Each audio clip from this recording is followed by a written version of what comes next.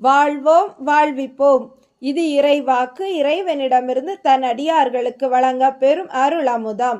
ஒன்றாம் அருள் அமுதம். வாசம் வாக்கு ஒன்று. நான் உங்கள் மத்தியில் வாசம் செய்கிறேன். அன்பு கண்களை கொண்டு என்னை தரிசியுங்கள். ஆரவாரத்தை அப்புறப்படுத்தினால் மட்டுமே நீங்கள் அமைதியை ஸ்பர்சிக்க முடியும். வாழ்வோம் வாழ்விப்போம். இறைவன் ஞானவெளி மெய்பிரான் ஞான சித்தர் அருளிய கால் தடம் நூலிலிருந்து தலைப்பு வேம்புலி சித்தர். வேம்புலி சித்தர் ஓர் அட்டமா சித்தர். சடைமுடி தாடி என்ற தோற்றத்தோடு இடுப்பில் பச்சை கட்டியிருப்பார். வாசம் வேப்பமரம். பெரிய வேப்பமரத்தின் மேல் கிளைகளிடையே சாய்ந்திருந்தே இரவு பொழுதை கழிப்பார். பகலில் அப்படியே ஊருக்குள் சுற்றி வருவார். ஞானோபதேசம் அவர் நோக்கம். வாய்ப்பு கிடைக்கும் போதெல்லாம் பக்கத்தில் இருப்போரை சுற்றி உட்கார வைத்து ஞானோபதேசம் பண்ணுவார். மண்ணில் வாழும் வரை உடம்பை பத்திரமாக பார்த்து கொள்ள வேண்டும். உயிர் மேலும் உடலெடுக்க ஓடித் திரியக்கூடாது என்பார். உற்ற நோய் நோற்றால் உயிர் குறுங்கண் செய்யாமை அற்றே தவத்திற்கு உரி என்று ஆணித்தரமாக அடித்து சொல்வார். கொண்ட கர்ம பிணியை கழுகியே ஆக வேண்டும் என்று அன்பை போதிப்பார். பொய் கூடவே கூடாது என்பதில் கராராக இருப்பார்.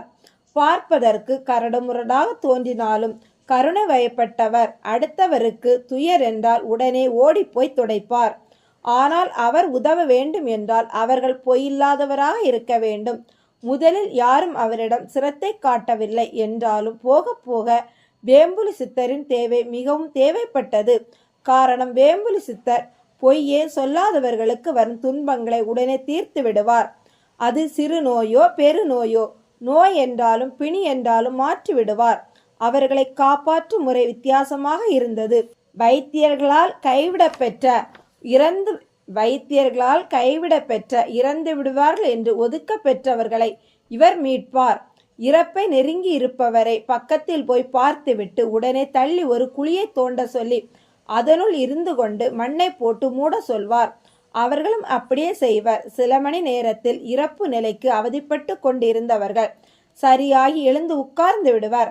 அதன் பிறகு வேம்புலி சித்தர் வேறு திசையில் இருந்து வருவார். இது முதலில் அங்கு உள்ளவர்களுக்கு ஆச்சரியமாகவே இருந்தது.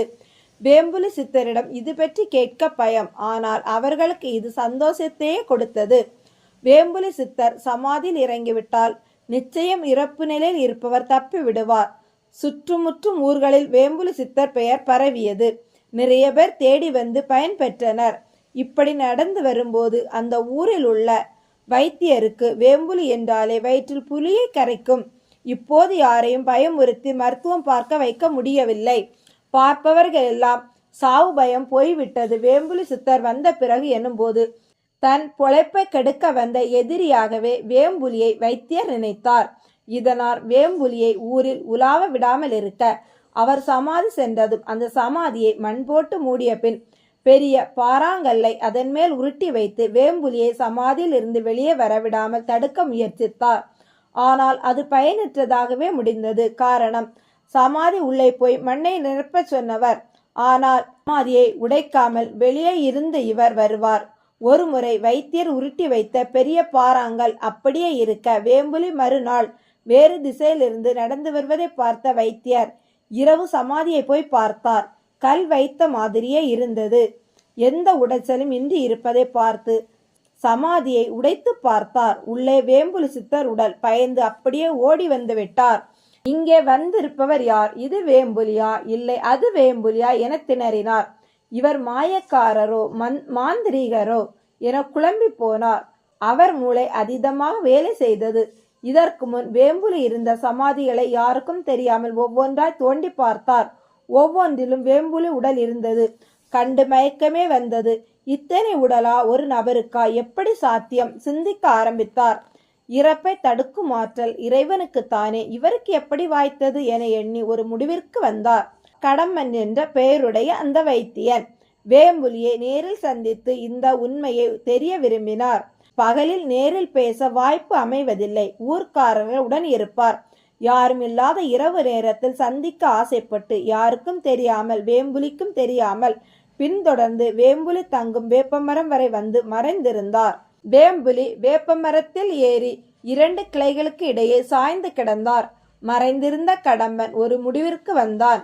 வேம்புலி நல்ல தூக்கத்தில் இருக்கும்போது கல் ஒன்றை எறிந்து அவர் தூக்கத்தை கலைத்து கீழே இறங்கி வர வைத்து வந்தவுடன் அவர் காலில் விழுந்து மன்னிப்பு கேட்டுவிட்டு இந்த ஐயத்தை நீங்கும்படி வேண்டுதல் செய்ய முடிவெடுத்தார். காத்திருந்தார். சில மணி நேரம் ஆனதும் ஒரு கல்லை எடுத்து எறிய குறிபார்க்கும் போதுதான் தெரிந்தது, காந்தம் போன்ற 2 கண்கள் தன்னை உற்று பார்த்து கொண்டிருப்பதை. அந்த கண்கள் புலியின் கண்கள். வேப்ப மரத்து கிளையில் படுத்திருப்பது புலியேதான். வேம்புலி எங்கே? இவர் வேப்பமரத்து புலி என்பதையே எல்லோரிடம் வேம்புலி என்றாரோ? தலை சுற்றியது. இப்போதுதான் தான் இருளில் பெருங்காட்டில் மாட்டிக்கொண்டிருப்பது புரிந்தது. அப்படியே மயங்கிவிட்டார். வேம்புலியின் கால்களை அமைக்கிக் கொண்டிருந்தார் கடம்பர் வைத்தியர். என் சந்தேகமெல்லாம் தீர்ந்தது. நீங்கள்தான் என் குரு என்று கால்களையும் தொட்டு வணங்கினார். குரு தேவா, கற்றறிவை வைத்து காலந்தள்ள பார்த்தேன். மெய்யறிவு என்னை மெய்சிலிர்க்க வைத்தது. அட்டமா சித்தி கிடைக்கும் போது சாயா புருஷன் ஆற்றல் ஒட்டி கொள்ளும். இதே உருவம் எத்தனை உருவம் எடுக்கலாம். புலியாக சிங்கமாக தன் உருவமே பல பிரதி உண்டாகலாம். ஆனால் இறப்பவர் பிழைப்பது எப்படி ஐயனே? இறக்காமலே இருக்க முடியுமா என்று முடிவாக கேட்டார். வேம்புலி சித்தர், அவர்களை இறப்பிலிருந்து காப்பது என் எண்ணம். அவர்கள் பிழைக்கட்டும் என்ற எண்ணமே பிழைக்க வைக்கிறது. எண்ணியாங்கு எய்துவர் எண்ணியர் சித்தராக மெஞ்ஞானியாக இருக்க வேண்டும். நான் மெய்வழி நடப்பவருக்கு மட்டுமே உதவுவேன். அவர்கள் பிழைப்பர். இறக்காமலே இருப்பது அவர்களிடமே இருக்கிறது. எப்போது பொய் சொல்ல ஆரம்பித்து விடுகிறார்களோ அப்போதே இறந்து விடுவர். மெய் நிரந்தரத்தை தரும், பொய் பிறப்பை தரும். வேம்புலி சித்தர் சொல்லி முடித்ததும் உடனே கடம்பன் வைத்தியர் வேம்புலியின் கால்களையும் தன் தலைமீது தூக்கி வைத்தார். இனி என் தொண்டு இந்த காலடி காட்டும் வழியே என்று பணிந்தார். வேம்புலி சமாதி இருந்த அத்தனை சமாதியும் புற்றாக மாறி அம்மனாக கொண்டாட பெற்றது. கடம்பன் மிக பெரிய சீடனாக தன் வாழ்வை கழித்தான். மெய் நிலைக்கும் சித்து சிறக்கும் குருவழியே உலகை உயிக்கும் திருவழி. வாழ்வோம், வாழ்விப்போம்.